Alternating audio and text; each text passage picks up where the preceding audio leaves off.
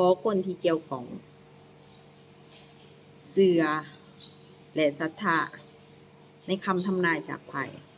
ภายใน72ชั่วโมงนี้ไพ่อยากบอกหยังกับผู้ที่พบผ่านเขามาเห็นคลิปนี้เวลาใดก็ยาเดือนใดก็ยาปีใดก็ยาภายใน72ชั่วโมงนี้มันยังจะเกิดขึ้นกับเจ้าเฮามาจับไพ่ซุ่มไพ่นำกัน3ใบเป็นดวงของเจ้า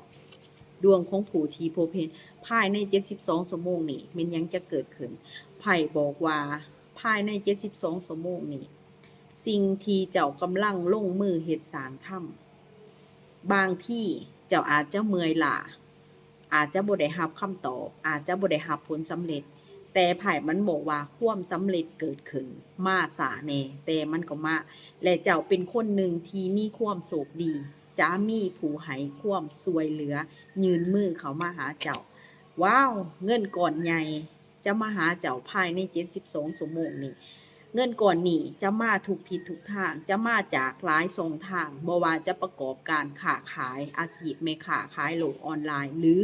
เฮ็ดธุรกิจส่วนตัวหรือโศกลาภลอยแต่เงินก้อนนี้บอกว่าจะมาหาเจ้าภายใน72ชั่วโมงเจ้าเป็นคนหนึ่งที่เป็นนักสู่บ่ถอย